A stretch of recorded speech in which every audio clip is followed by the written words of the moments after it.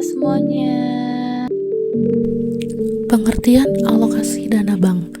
Alokasi dana bank merupakan kegiatan bank untuk menghimpun dana dari masyarakat dalam bentuk simpanan giro, tabungan, dan deposito, dan menyalurkan kembali dana tersebut kepada masyarakat yang membutuhkannya yang diwujudkan dalam bentuk pinjaman atau kredit. Kredit adalah penyediaan uang atau tagihan yang dapat dipersamakan dengan itu berdasarkan persetujuan atau kesepakatan pinjam-meminjam antara bank dengan pihak lain yang mewajibkan pihak peminjam melunasi utangnya setelah jangka waktu tertentu dengan pemberian bunga. Unsur-unsur dalam kredit. Yang pertama ada kepercayaan, kesepakatan, jangka waktu, resiko, dan balas jasa. Tujuan dari kredit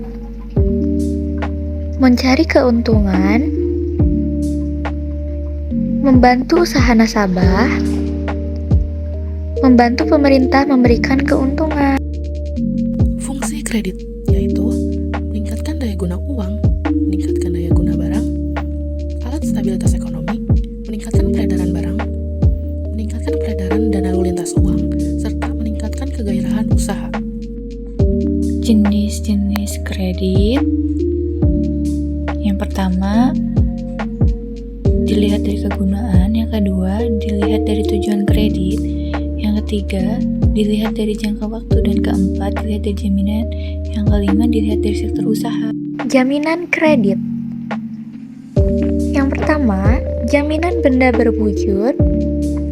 Lalu yang kedua ada jaminan benda tidak terwujud. Selanjutnya, terdapat prinsip-prinsip pemberian kredit yaitu 5C dan 7P. 5C ini terdiri dari yang pertama ada karakter. Karakter adalah data tentang kepribadian dari calon nasabah seperti sifat-sifat pribadi, kebiasaan-kebiasaannya, cara hidup, keadaan, dan latar belakang keluarga maupun hobinya. Karakter ini untuk mengetahui apakah nantinya calon nasabah ini jujur, berusaha untuk memenuhi kewajibannya, dengan kata lain merupakan willingness to pay. Yang kedua, capacity. Capacity merupakan kemampuan calon nasabah dalam mengelola usahanya yang dapat dilihat dari pendidikannya, pengalaman mengelola usahanya, sejarah perusahaan yang pernah dikelolanya. Capacity ini merupakan ukuran dari ability to pay atau kemampuan dalam membayar. Yang ketiga, kapital. Kapital adalah kondisi kekayaan yang dimiliki oleh perusahaan yang dikelolanya.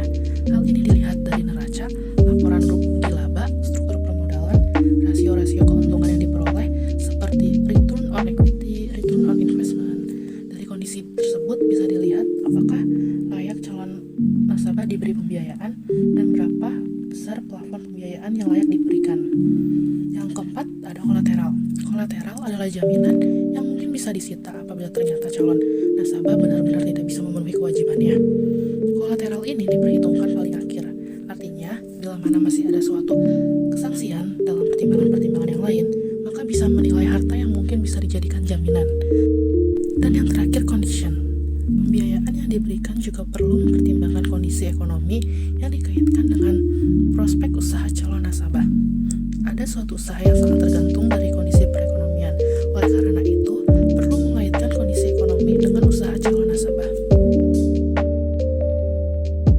Selanjutnya, prinsip-prinsip pemberian kredit 7P, yaitu yang pertama, personality.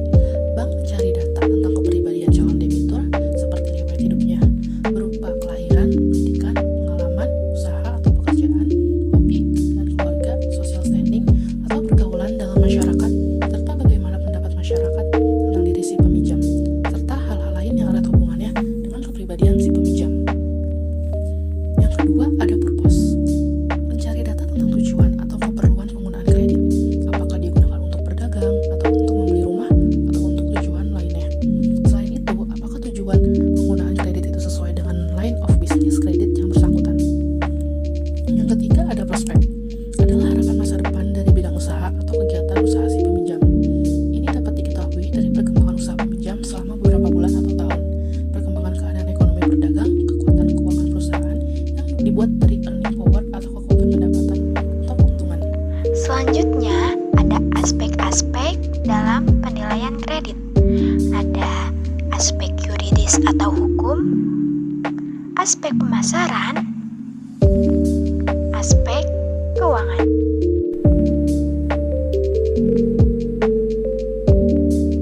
Aspek teknis atau operasi, aspek manajemen, aspek sosial ekonomi, dan terakhir aspek AMDAL. Kualitas kredit lancar, dalam perhatian khusus, kurang lancar, diragukan, dan macet. Penyelamatan kredit macet, rescheduling memperpanjang jangka waktu kredit, memperpanjang jangka waktu angsuran, reconditioning, penundaan pembayaran bunga sampai waktu tertentu, penurunan suku